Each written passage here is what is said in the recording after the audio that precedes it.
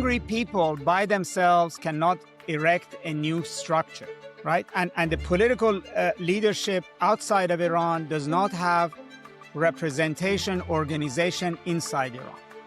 So what you're describing, if the Basij, if the IRGC, if the military fall apart, if cracks happen, we're going to have a vacuum in Tehran and across Iran. The question is, what fills the vacuum? In a recent discussion, there was a claim that parts of Iranian diaspora tried to distance themselves from Arabs and even identity as white. A completely different regime is difficult to fathom without foreign troops in Iran, because ultimately political order has to be established on the back of a military muscle. Don't you think there would be a point that some elements within the IRGC say, okay, we are fighting for the wrong cause, we are sacrificing too much, our families, our lives, and they see that they're not going to succeed? The system ended up creating these huge institutions whose psychology and very existence and budget and power was attached to resistance. The IRGC, the oligarchs in Iran, the many elements of these massive institutions of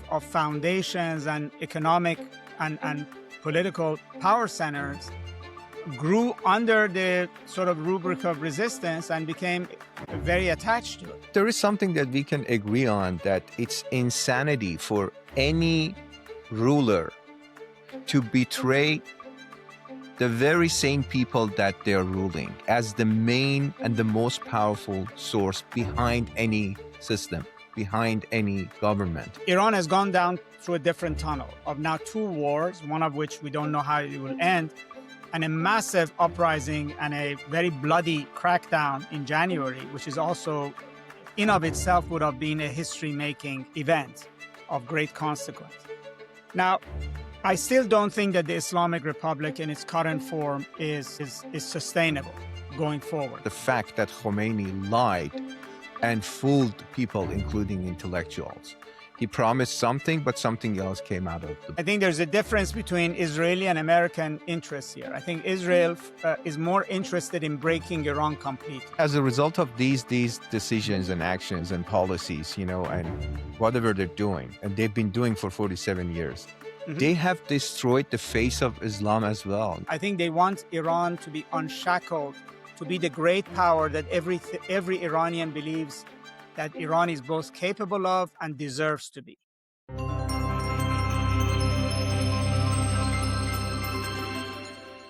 Welcome back. Today's guest is one of the most respected voices in understanding Iran, the Middle East, and the deeper forces shaping global power. He's a professor at Johns Hopkins University, former dean, advisor to U.S. diplomacy at the highest level, and the author of influential books like The Shia Revival and Iran's Grand Strategy.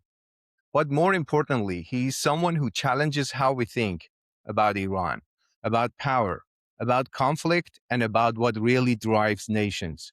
Professor Nasr, welcome to Beyond the Sun. Thank you very much for inviting me. It's good to be with you. Fantastic. You've spent decades studying Iran, but was this purely intellectual, or did something personal drive you to commit your life to this? Well, I'm of Iranian origin. I was born in Iran, and my family left Iran when I was about 17, 18 years old at the time of the Iranian Revolution.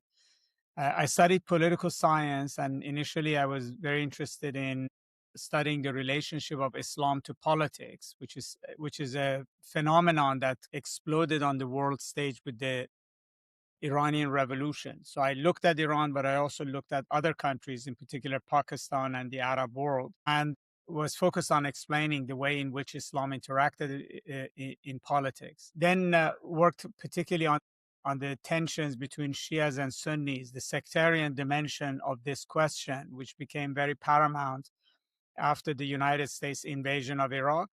And then over time, I also focused much more directly on the issue of Iran, which became a much more pronounced part of concern for American foreign policy after U.S. invasion of Iraq. Fantastic. And growing up between Iran and the West, and your father, Sayyid Hossein Nasr, who is an intellectual figure, How did that influence your thinking? Well, I grew up in an academic family. My father was not only interested in Islamic philosophy and mysticism, but also was involved in government and at various levels. He was professor at Tehran University. Later on, he was chancellor of what was then Aryamir University of Technology, which later on became Sharif University of Technology, Iran's premier technological university. Had a great role in expanding the purview of that university. And also through him, I encountered a lot of intellectuals, academics, both Iran and internationally. So I had a very keen interest in both politics and in academia. And also my upbringing had exposed me to Iranian culture, Iranian civilization, but also the history of Islam in Iran and abroad. And so all of these things were the basis of my own education when I went to university.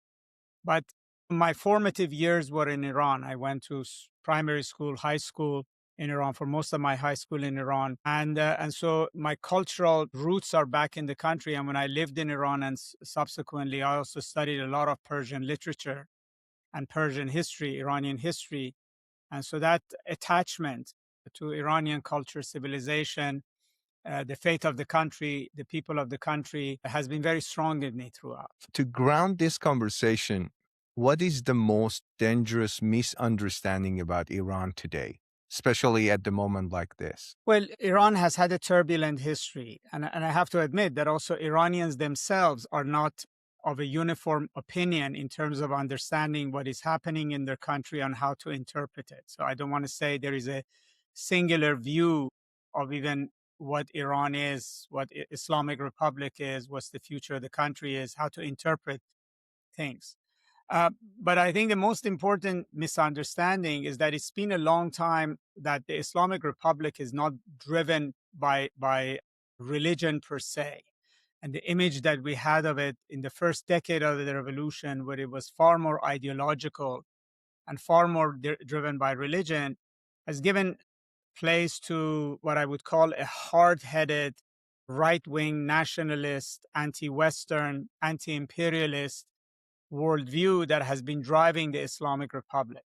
So a lot of its behavior is far more understandable if it was we compare to the behavior of similar kind of regimes the United States has encountered, like in Russia, for instance, or in China, or in Myanmar, except the language of politics in Iran remains Islamic. And part of Iran's leadership, particularly the supreme leader office in Iran, wears a clerical garb. But in a way, there has been a transformation that has not been appreciated. So in order to understand what motivates Iran's behavior in the region or towards the United States today, it's not very helpful to think in terms of export of revolution or some kind of a religious crusade, or think along the lines that Americans thought about Islamic extremism after 9/11. They just don't like our way of life, etc. That this is a Islamic Republic is now a state that is driven by national security. Now, it has a very peculiar, particular view of national security, that America is a threat to Iran's sovereignty. It's a threat to Iran's independence, that Iran has to protect its independence from America. But as misguided as these ideas might be, and as costly as pursuit of this independence has been, it is a very secular idea that other countries in different periods of the modern period have also gone down that path. It's not a path that one wishes Iran did, but you cannot understand it. And even if you're an American foreign policymaker, it is not very helpful to think that your adversary is driven by ideas rather than by much more by the kind of calculations that are actually fairly understandable in secular terms. Right. So you mentioned a great point, considering US and Israel from the beginning of Islamic Revolution, they have created, Islamic regime created this so-called enemy. Isn't it the strategy that they've been following to create a united front against a common enemy? Well, that's true, but it's more than a construction. It's actually what they actually believe in, and I would say that in a sense it is not just a tool. It is actually something that they firmly believe in, and so we shouldn't just understand it as an instrument. We should see it as an idea that is core to their statecraft. And this is not very different, let's say, from the history of communism in China or the Soviet Union as well.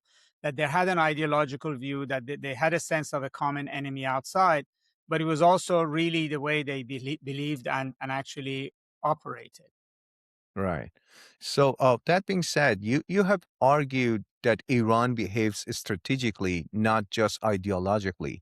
But given what we are seeing now, do you still see a coherent long-term strategy, or it is the system increasingly reactive under pressure? Well, that goes with strategy. In other words, I don't think Iran is acting ideologically. It's acting strategically. You have good strategies and you have bad strategies. That's true of everywhere in the world. Or it's true of the world of business too. You could have a good business strategy, bad business strategy. And every strategy is built on a set of assumptions and to achieve a particular goal. So Iran's assumptions starts with the fact that the United States is a mortal enemy. And Iran can only develop if it keeps the United States out of Iran. It comes out of an exaggerated view of Iran's history, that Iran was brutalized in the 19th century, was under colonial pressure in the 19th century. And then in the 20th century, there was a military, first of all, Iran was occupied during World War II. Then the Soviet Union wanted to tear off pieces of Iran in 1946. And then most importantly for the revolutionaries, and not just the religious revolutionaries, but also the leftist revolutionaries, the moderate, liberal, democratic revolutionaries, all of them in 1979 had a belief that since 1953, because the United States and Britain helped a coup in Iran, that Iran had been a colony of the United States after 1953 and was not an independent country. And the Islamic Revolution was not just Islamizing Iran, was also liberating Iran. And Iran, from this point forward, would have to fight to maintain its liberation and develop only on the back of that liberation. Now, you and I can agree that this is a fantastical, unsubstantiated, wrong assumption. But every strategy, whether it's in business, in war, in politics, starts with a set of assumptions. And then you set a goal based on those assumptions. And then your strategy is basically how do you apply your means in order to achieve that goal. Now, we can agree that that Islamic Republic's assumptions is based on an exaggerated view of Iran's history, and that the goal of protecting Iran from the United States at all costs, and even pushing the United States as far away from Iran's borders as possible, even out of the Middle East, was an exaggerated, and that Iran has basically depleted its resources, arrived at economic ruin and now war as a consequence of pursuing this strategy. And countries do pursue wrong strategies. We could also say Russia is pursuing a wrong strategy today. It is also bringing ruin to it. Or China is pursuing a very good strategy since 1989. Or America's following a wrong strategy, or it did for 20 years in the Middle East. But this is a secular concept. This is not driven from the fact that because they read the Quran or because they're clerics, that they're going this path.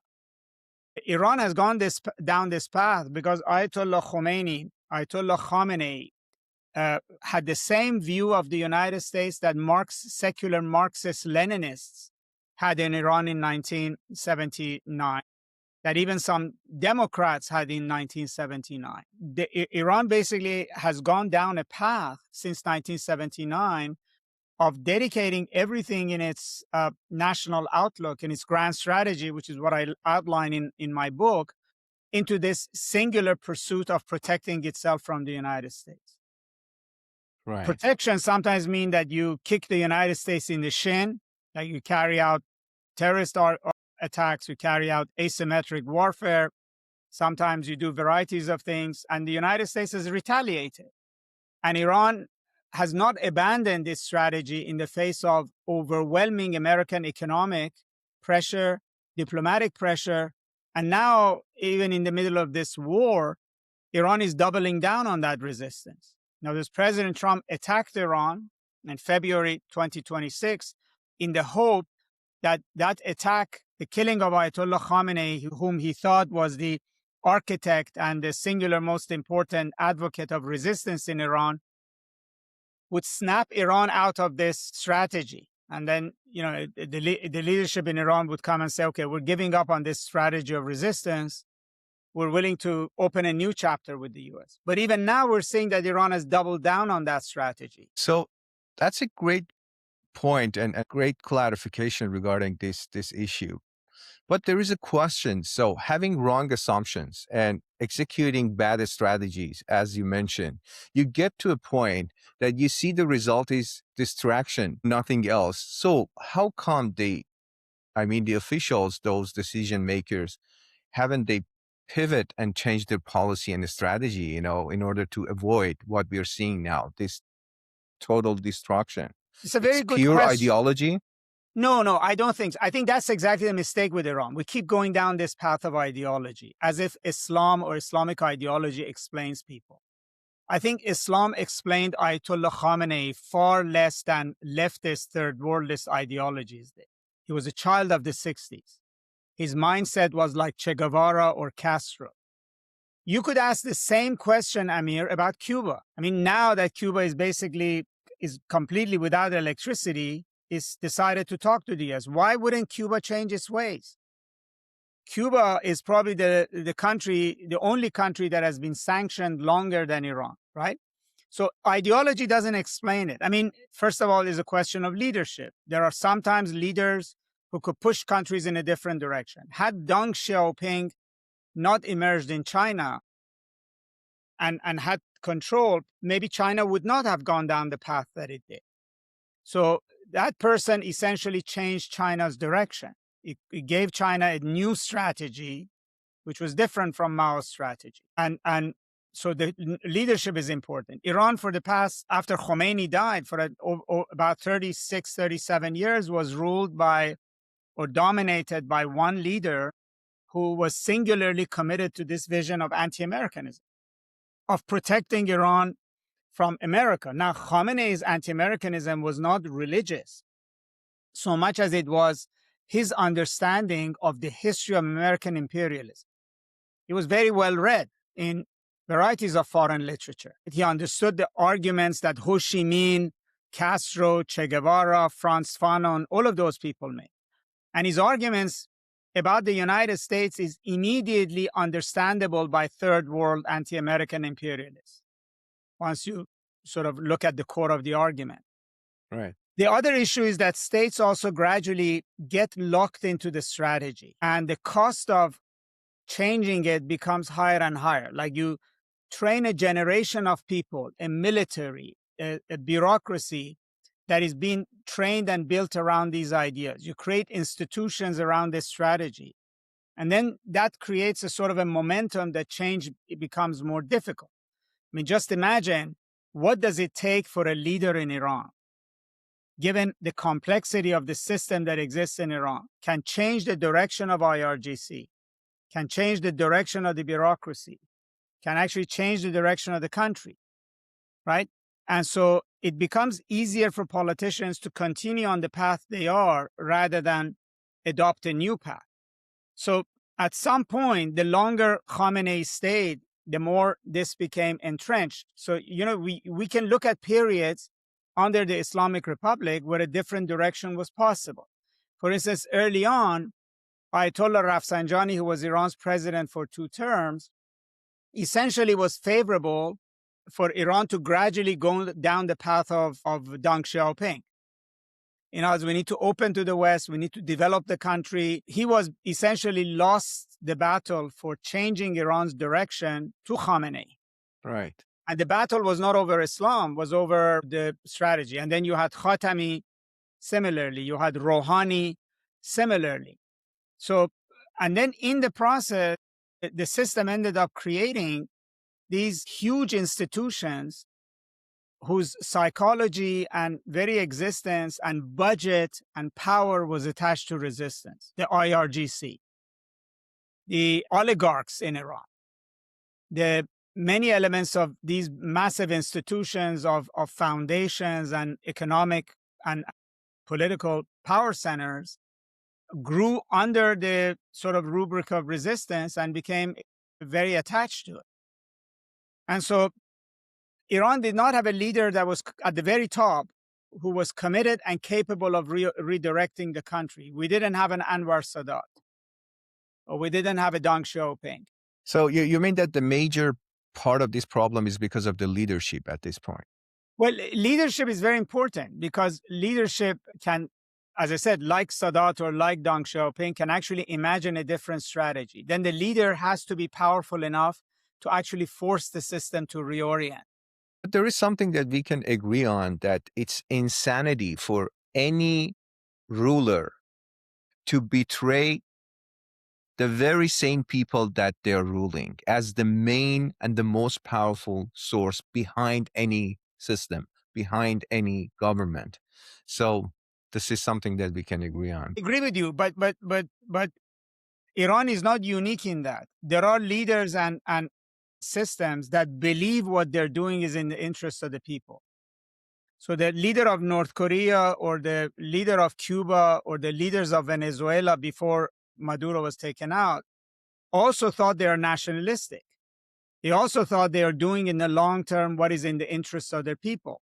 When So Mao was... How it is possible to keep people in misery, so shortages of everything, Yep. Lots of social, economical, cultural problems. But you see, yes, it's true. And you could say it's a wrong argument, but it's not unique to Iran.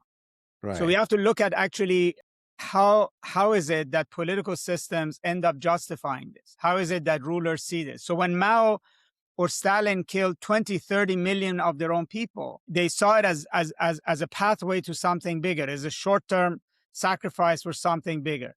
We look back at history and say that was a folly. That was a mistake. But Iran is exactly in the same mold. And it's very clear that the majority of the Iranian people started believing gradually and then gradually became bigger that this is a wrong vision and we don't want to pay for it. And the cost of it is too high, right? Absolutely.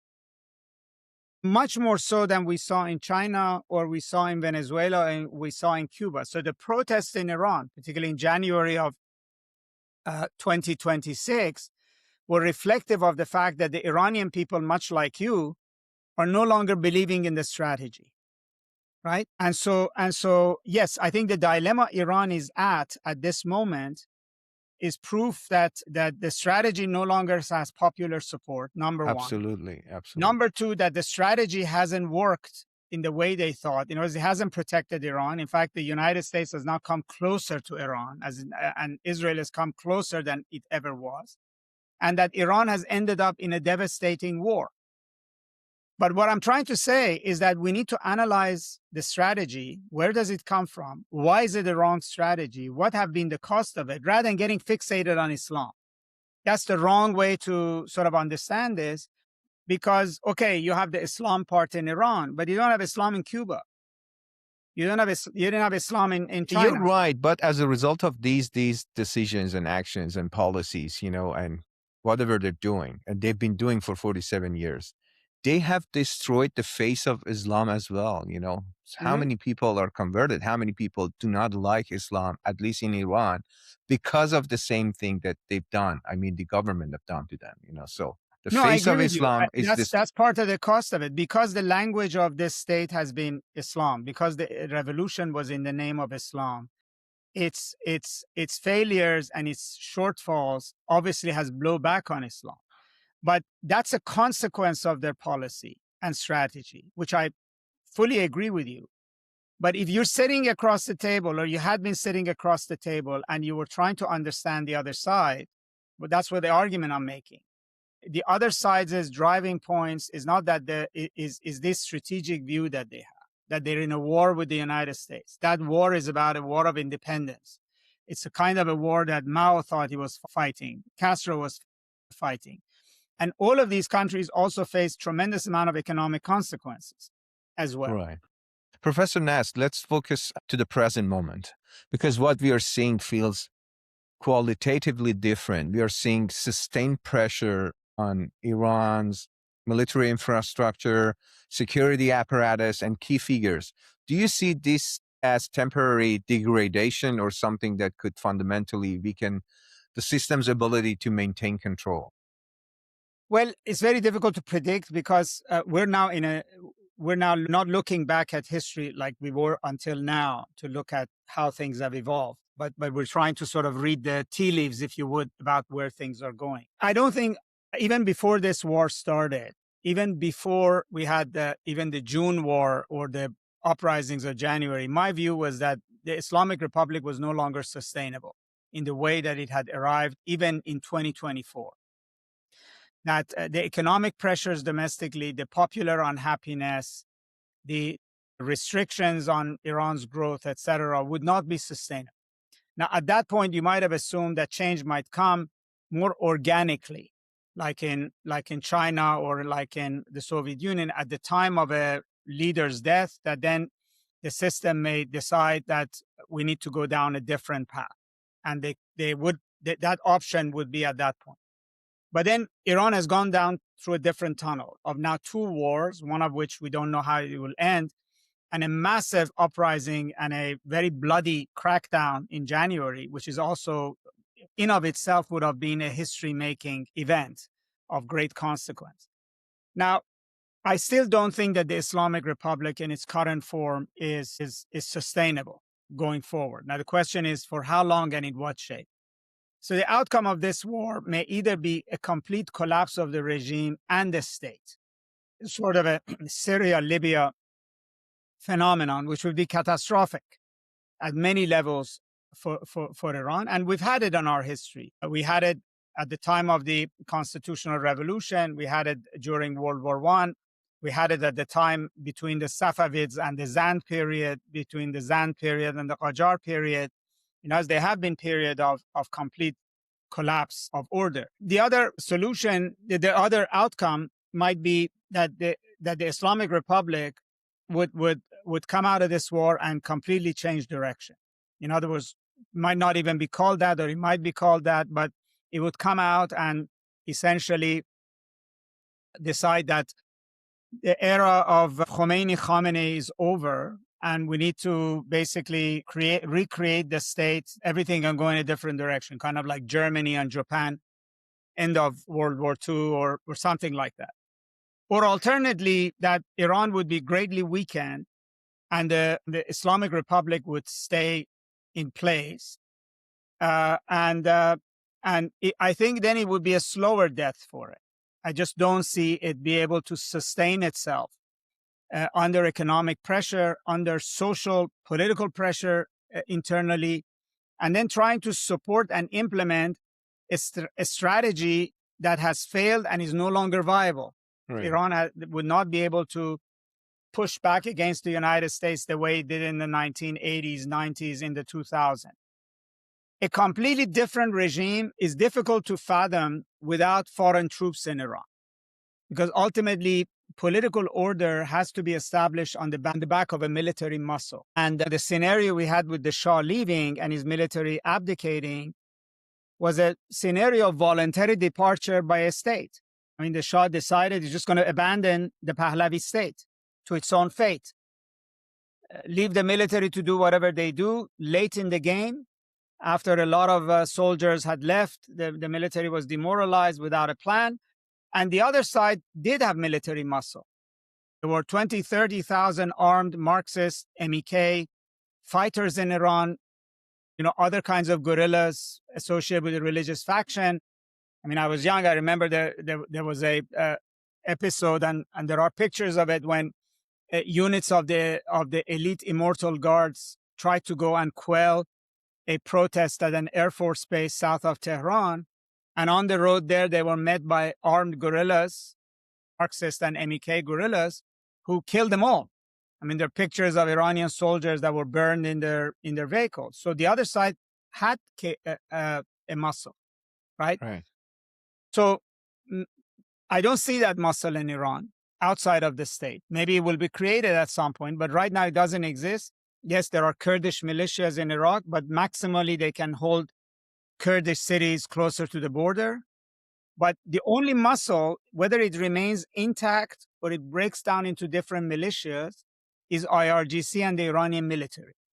And so if there is another state that's going to be created in Iran outside of the Islamic Republic, it would have to be on the back of whatever military muscle is available. Either there will be a single state or multiple, autonomous territories, or somebody out of the military comes in and declares a new state. But that is to me, it's a little bit of a more improbable scenario right now, unless you have a total state collapse in Iran. But none of the outcomes right now is clear because we don't see direction. We don't see quite how this war would end. And right now, we don't see the kind of cracks in the system that would give us a clue about the direction it might go. You're right. You mentioned the opposite, I would say, has happened, which is the cycle of assassinations of both IRGC commander, supreme leader, etc., has not brought to the top people who actually want to negotiate and move the system in a moderate direction. It has brought to power the kind of IRGC leaders and now a supreme leader who actually signal the wrong direction, if you would, of much more hardline resistance. You mentioned a great point. One of the main factors of any regime change is defection of military forces.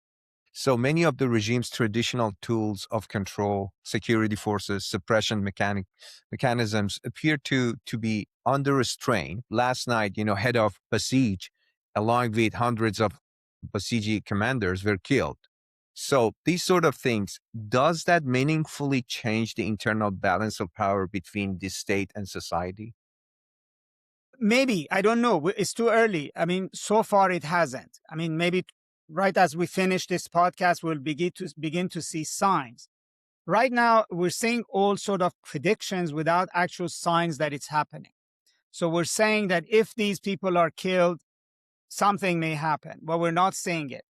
On the other hand, there is not the level of military and political organization that could actually take over, even if the system began to fall apart, that existed in 1979. Angry people by themselves cannot erect a new structure, right? And the political leadership outside of Iran does not have representation, organization inside Iran.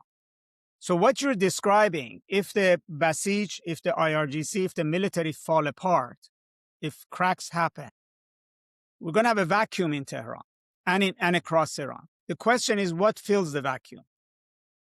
I can see the candidates to fill the vacuum most likely are first, where it's possible, separatist forces, because there is armed presence there. Kurdish and Baluch and maybe Arab, whatever territory they can assert control over, take over the police, take over the mayor's office, put their own flag, begin to govern those territories. We saw this in Syria as well, right?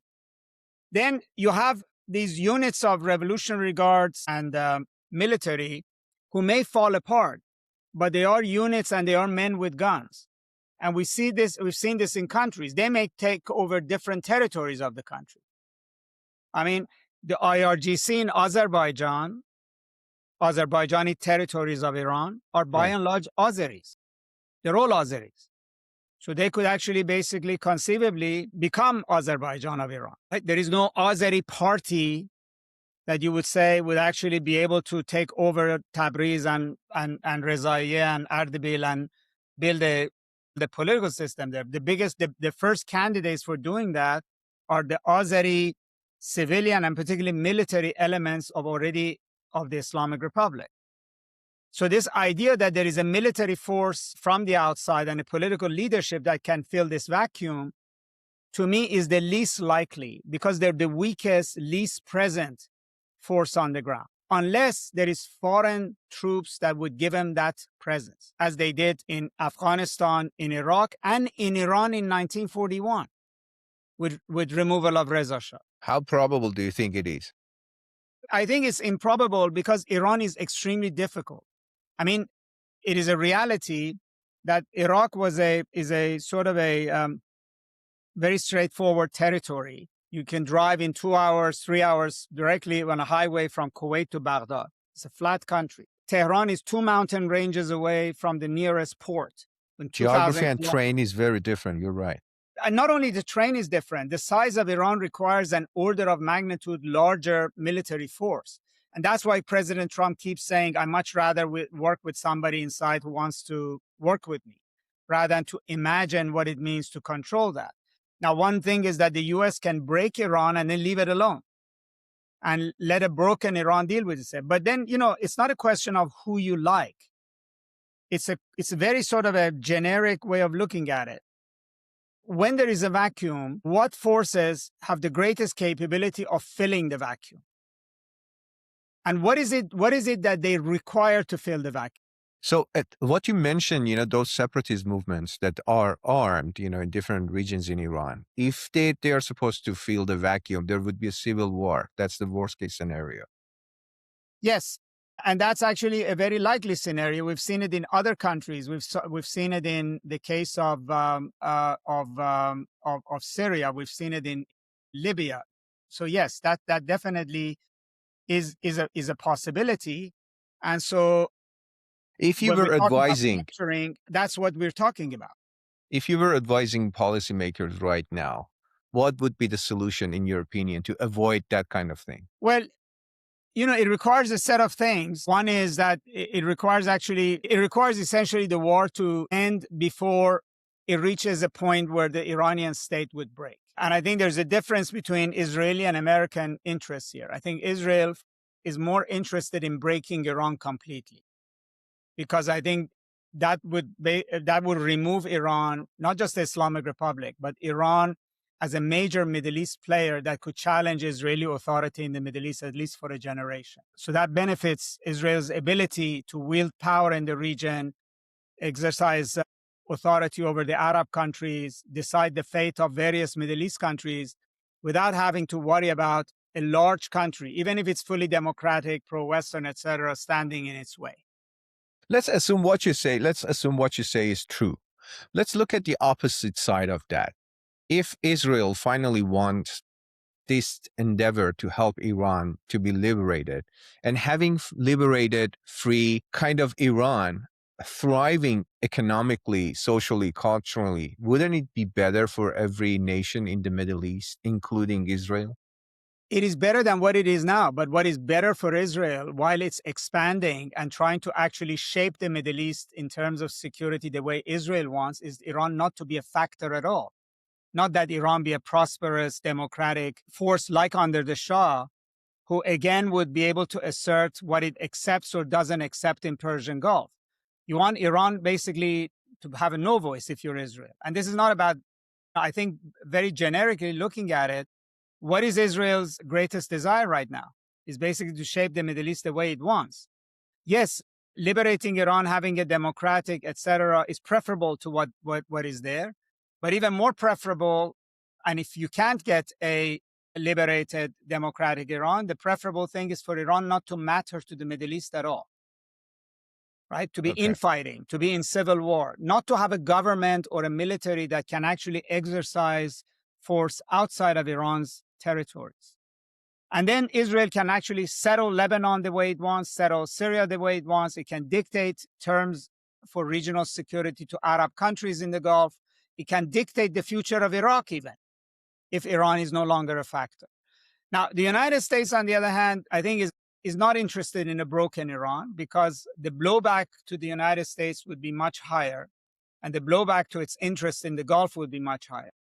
But none of them want the Islamic Republic, but that's why there is a difference between the language that President Trump uses and the language that Prime Minister Netanyahu uses. President Trump had been saying until recently, well, I want somebody inside who I can work with. A Venezuela situation would be fine with the US. A Venezuela situation would not be fine with Israel, because it would have kept the Revolutionary Guards, it would have kept the system the way it was. Okay, they would sign a few deals here and there, and they would sell their oil to the US, but Iran would have still been a major regional actor. So as you mentioned, absolutely, I agree 100%. So Israel and United States interests so far seemingly they're aligned. At what point do you think they diverge? Because there would be divergence, in my opinion. So one divergence could be over the course of the war. In other words, for instance, if Iran doesn't quite fall the way they expect, which right now it doesn't look like it is, or at least this war has gone far longer than President Trump anticipated. Despite the assassination, decapitations, they are in the war, and they have been able to implement a strategy that has taken the U.S. by surprise, according to President Trump, namely close the Straits of Hormuz and put pressure on the Gulf countries. Now, you could say that there might be a point that the U.S. basically decides that this war has to stop, that there is not a total victory here, that you can't break this regime. You just have to find a way to stop this war and open the straits and let the oil flow, etc. So then Israel and the United States, I think, will have a divergence because Israel wants a final solution here. Israel calculates that if you leave an enemy wounded on the battlefield, you will have to deal with it again. And it wants basically either Iran broken or this regime completely gone. I mean, it's short of that the regime states, especially under the current leadership that has come to the top, ultimately means that the headache stays. And so it's basically kicking the can down the road. So I think then you might have a divergence in what happens. Right. This is great points that you mentioned. Some unfolding news, the Iran National Security Council, Chief Ali Larijani is reportedly killed. When someone like him is killed, does that disrupt continuity or does the system simply replace and move forward? Because some people are hard to be replaced. There always people are hard to be replaced. That's absolutely true. But the experience of even history of Hamas, history of the Taliban, suggests that decapitation is not a short-term solution. In other words, especially the Islamic Republic organized itself in a way that it could survive a lot of decapitation. We saw that in even June of 2025, Israel attacked Iran with the expectation that if you kill 30 Revolutionary Guards commanders in one night, Iran won't be able to fight and it would collapse. And it didn't. And it started fighting back. And then since June, they actually even further diffused authority in Iran. In fact, one of the reasons why the Islamic Republic is so dysfunctional is exactly because it's run like a federated entity, because decision-making is all over the place. It has been even at the best of times. That's why you could have the president say one thing and then the commander of the Revolutionary Guard saying something else, and then the business community does its own thing. I mean, it's a system that was built to not be dependent on one decision maker or one decision making body. Yes, the very, very big decisions always goes to the supreme leader, but save for that, you have a very diffuse system. Now, they diffused it even more between June of 2025 and February of 2026, to the point that you could kill the supreme leader and it didn't impact the regime. It would be very different. If we went back to Iran of 1979, it was the opposite. Nobody drank water without the Shah's permission. So when he basically, for whatever reason, stopped making decisions during the revolution, the entire system was paralyzed. The military didn't know what to do. The intelligence community didn't know what to do. The technocrats didn't know what to do. And so a system that looks very powerful was brought down because it was dependent on one decision maker who wasn't making decisions. So the Islamic Republic has been designed the opposite. Now, every system ultimately has a break point. I don't want to say that it's continuously can survive, but clearly the way Iran has organized itself means that the threshold to get to that break point is much higher than Israel and the US anticipated. So they are trying to continuously kill Iranian leaders. I don't know when and whose killing would destroy the coherence of the system, but these killings have been meaningful. It's very ironic to say that the leaders that have been eliminated, including Khomeini Sr., are, compared to the ones that have replaced them, were more prudent and maybe comparatively less radical. So Larijani is likely going to be replaced by somebody like Jalili. Right. Far right. Right. So the Revolutionary Guard leaders that have been eliminated in June and in February were replaced by much more hardline, risk-taker, unrestrained commanders. Khamenei Sr. was replaced by a worse Khamenei, by Khamenei Jr., who is much worse than his father. Where do you think he is right now? So there is nothing about his whereabouts, even if he is alive or not. Yeah. Well, it's a very good question. We don't know. To be honest with you, I would have assumed that given that Israel killed Hassan Nasrallah's successor immediately, that it's not surprising that he wouldn't show where he is. But the fact that his first statement was not read by him, but was rather issued in written form, of course, raises a lot more questions. So I don't know whether he's severely injured, whether there's a game that the Iranians are playing with the outside and with their own constituency. But yes, and if this continues, in other words, if he, let's say, doesn't show up, at some point, this is going to become politically very significant. Right. You know, the way he has been elected, the way his statement has come out, you know, and everything together. So there is a strong argument that Iran is run by IRGC right now. Iran is run by IRGC. He is IRGC. I mean, you know, he was a veteran of IRGC. He had a hand for 3 decades in actually shaping IRGC. I mean, I think his own father, Khamenei Sr., in my opinion, didn't see himself so much as an Ayatollah as the commander-in-chief of IRGC, in the way that the Shah was not a general, but he saw himself as the commander-in-chief of Iran's military. Khamenei was far more comfortable with IRGC commanders than with Ayatollahs in Qom. He gave his most important statements, the most affectionate statements, always with IRGC commanders. And his son was even more embedded. In fact, he's an IRGC veteran. The notorious henchman that he had, Hossein Taeb, the head of IRGC intelligence for close to 3 decades, who was responsible for the crackdowns of 2009 and a lot of other heinous acts against the Iranian population, including the arrest and prosecution of dual nationals. And he was only removed in 2022 by the older Khamenei, was a war comrade of Mujtaba and was Mujtaba's instrument in IRGC. So the IRGC played a very prominent role in Mujtaba's selection. With the killing of Larijani, I believe the IRGC will appoint Larijani's successor. So to the extent that Larijani was independent of IRGC or could have an influence, now that's removed. Now the IRGC is going to appoint that. IRGC doesn't need to occupy the office of the supreme leader or the presidency. This is now much more like the way Pakistan military runs Pakistan. They're sitting in the barracks, but the government is in their hands. So yes, no, IRGC is taken over. It already was in charge of a lot of things. But during this war, we could basically say that the assassinations that Israel carried out essentially ended up being an IRGC coup.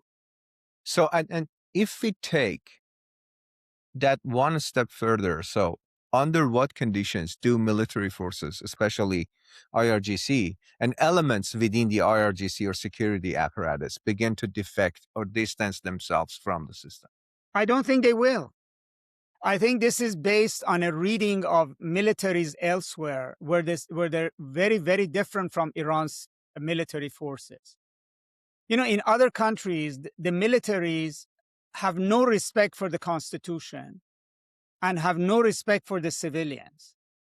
And so they sit outside the Constitution. They think they can violate the Constitution anytime they want. They can change it and dismiss the civilians. Pakistan, Turkey in old times, as well as when they tried to stage a coup in 2016, Egypt, you can go down the list, Latin America. IRGC is the protector of Iran's constitution. It is the system. It is the Islamic Republic. It is not like it's sitting out there and it's going to come in and change the constitution like other militaries. So in a way, the dynamic between IRGC and the Islamic Republic is very, very different. So I think the question is not if IRGC breaks apart, it's not like it's breaking from the system. It's going to break apart when the state breaks apart. That's the only way in which IRGC and even the military would break apart. And then they would break apart into factions, or they might then do something else. But it is not like somehow IRGC is going to say, okay, the mullahs and Mushtaba are on their own, and we're going to separate out, or a faction of them will separate out. No, that's not the way it's going to work in Iran. Because Mushtaba belongs to them. They are the system. They are the Islamic Republic. Now, the bigger question is that, let's say, if Iran breaks apart or the IRGC breaks apart, is a different scenario, like we discussed, like Syria. That's a very different scenario. Then you have many different commanders. They could be in charge of different parts of Iran. They could compete with one another. They could fight each other. And one of them may be more moderate and liberal. One may be more hardline, kind of like Afghanistan was, Syria was, Libya is, etc. But if things don't break up, if the Islamic Republic comes out of this war, then the real question is, how will IRGC decide to rule over Iran for the period that it can rule, right? Does it decide to reinvent itself, like basically wake up one morning and say, we're going to change direction completely. We control everything, but now we're going to open up the borders. We're going to make a deal, etc. Or they become like Myanmar or like North Korea, and they basically try to lock themselves in and make Iran would become a far more closed, oppressive society inside, economically poor, and then at war with its neighbors and the US until such time that that regime falls. It could be like Iraq between 1991 and 2003. So I understand what you say, but don't you think there would be a point that some elements within the IRGC say, okay, we are fighting for the wrong cause, we are sacrificing too much, our families, our lives, and they see that they're not going to succeed. I mean, the states or IRGC in general, so they defect. Don't you think that No, I don't coming? see that. I don't see, first of all, they see that they can protect their families or themselves. At least those who do not have bloods on their hand directly. They all do. I mean, this is all sort of theoretical. I don't think they see it that way. Either IRGC as a whole makes a decision that we basically negotiate with the US for a different future. We stop this war, negotiate for a different future, a la Venezuela. Or they go down with it. Or that the country breaks apart and then IRGC may break apart along the lines that the country breaks apart. I don't see fissures within the IRGC, that somehow if a general moved away, that somehow he can save himself and would have a material impact. I think partly it's as I said, we're looking at models in other countries that presuppose that A, the militaries don't have internal coherence, and B, that somehow they see themselves as separate from the state. So this is the bad state. These are all bad civilians. Let them go down. We're gonna step aside, and it's not gonna happen in a way. Even under the Shah, we didn't have that point. I mean, the military declared neutrality at the end when its boss abandoned it. Had the Shah stayed in Iran, the military would not have broken, regardless of the pressure that happened. Now, so IRGC has already staged a coup. So isn't it fair to say by leaving Iran, he saved thousands of more lives, if not more? No, yeah. Absolutely. In long duration of history, and I fully agree with you. I think one has to look at it in all dimensions, but we're not looking at that dimension. We're looking at why did the military collapse? The state collapsed because the state was him. He was the only decision maker. I mean, my father was a chancellor of university and then was head of the Queen's Special Bureau towards the end. I saw this up close. Nobody would drink water without the Shah. Nobody dared give him an opinion. I mean, the control was absolute, and everybody trusted that he would make the decision and the right decision, so they can abdicate decision-making to him. So when he decided not to make a decision or to go, they were paralyzed in a way. So it's a very different system. And yes, I do agree. And he said so actually when he left. In fact, in one conversation he had with my father, he said, I'm not General Pinochet. And the Iranian monarchy cannot survive on bloodletting in Iran. So that obviously gives them credit in history, but it doesn't explain. But it also explains why did the monarchy fall, right? So it is what it is. In other words, his decision not to kill a lot of Iranians was also the decision why the state failed. Or there were other decisions he could have made. He could have left and much sooner and let the military stage a coup, which he didn't do that either. He didn't unleash the military when the military had the capability to actually do something. But in Iran today, I would say IRGC has already staged a coup. IRGC is the state. So whatever decision IRGC makes, I think it would be about the future of the state now, whether they want to change direction or they want to, double down. The pressure that you're mentioning of assassinations and killing their people and killing Basijis, etc., I don't think necessarily it will break them so much as it would force them to make a fateful decision, which is what the United States wants. It wants to bring enough pressure on them that they would do what the Cuban president has announced is doing now. He's willing to talk to the United States because Cuba is completely dark now. Right.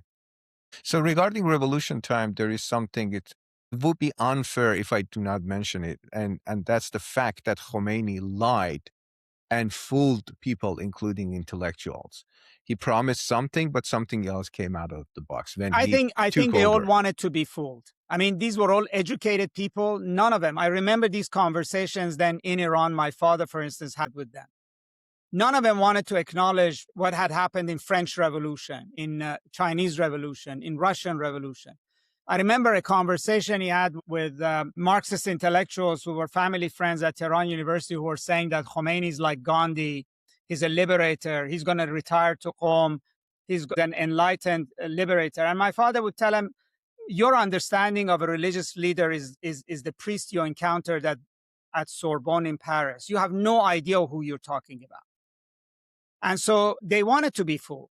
Their hatred of the Shah at that point was so much that the argument in Iran was just that he leaves and then we'll think about everything else afterwards. And it was across the board. It wasn't just political leaders. You could sit in any party in Iran. It's very similar to today in a way. And you couldn't argue with people. It was such a visceral hatred of the Shah and everything about 1953, about Sabak torture. And it's not like the way Iranian exiles think. It was just a bunch of leftists who thought like that. Everybody in Iran did. Everybody in Tehran did. I don't remember a family gathering in which every family member, regardless of whether they were doctors, businessmen, etc., were not saying this man needs to go. We need to be liberated. The main takeaway here is they wanted to be fooled. Thank you for that clarification. No, I mean it's true of it was a massive tragedy for Iran. I think it was a wrong decision they made. But I think as a people, Iranians cannot get to a better place unless they own up to mistakes and not constantly say it's either all foreign doing. I mean, the foreigners brought the Shah. It's not true. The 1953 coup, in my opinion, was an Iranian coup. The Americans benefited from it and supported it. There were people who wanted to overthrow Mossadegh, and I argue in my book what was their logic. It reminds me of a quote, a famous quote, correct me if I'm wrong, by Ahmad Kasravi, who said, so Iran owes a government to mullahs, to clergies. Is that the right quote? I don't know this quote, so I because it lets people to know, so what kind of people are these clerics, authoritarian dictators? Well, no, it's true. I mean, in the end, and had the clerics lost, we would have had a communist dictatorship in Iran, which might have been very different and might have maybe mellowed sooner, etc. But I don't believe that revolutions produce democracies. And the kind of uprising that we saw in Iran, you promise democracy, but in the end, it ended up being a dictatorship. It wasn't a leftist Marxist dictatorship. It was a religious dictatorship. And let's not forget that between 1980 and 1982, there was largely almost a civil war in Iran between leftists and religious faction over control of the revolution. And the leftists lost that battle, and they paid. It was a very, very bloody battle. But in the end, the people who thought that the revolution would bring democracy were very quickly disabused of that expectation. Literally, in the very first months, the women were told to wear hijab. There was no likelihood of Iran becoming democratic. So in a way, I think Iranians have to accept responsibility for the decisions that they make. The decision not to question where the revolution was going to take Iran before it happened. The responsibility for exaggerating everything that was wrong with the Pahlavi era without ever acknowledging what was right with it. What had it accomplished? Not putting this in a balance.